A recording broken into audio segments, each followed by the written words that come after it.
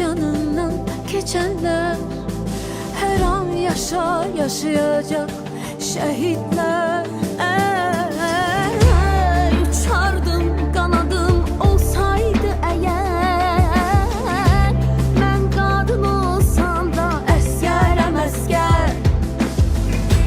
Her zaman ben senin oduna yandım, sen ilk ünvanım, sen ilk andım.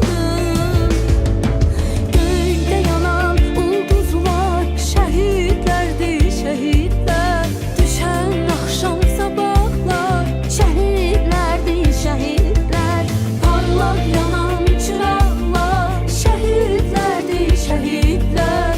Al yerim, yurt yerim, şehitlerdi şehitler. Göyde yanan ulduzlar şehitlerdi şehitler, düşen akşam sabahlar şehitlerdi şehitler.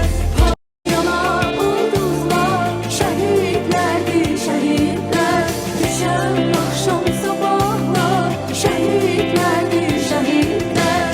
Parlak yanan çıraqlar şehitlerdi şehitler. Al yerim, yurt yerim, şehitlerdi şehitler.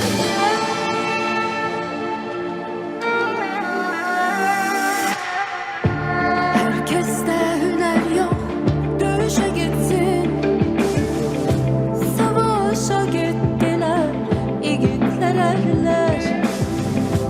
Vətən yürekten sevdiler diye şehit şerbetini içti şehitler. Yine bir ud yağdı mavi göylerden, mermiler tükürdü torpağa denden. Kırmızı kan renkli ter çiçeklerden, torpaqdan kefende biçti şehitler. Göyde yanan ulduzlar şehitlerdi şehitler, düşen akşam sabahlar şehitlerdi şehitler. Parlak yanan çıraqlar şehitlerdi şehitler. Al yerim, yurt yerim, şehitlerdi şehitler. Arif olanım sevgili canan vətən, hem namusu hem qeyrəti vicdan vətən. Ölsəm vətən uğruna, buna fəxr edərəm mən.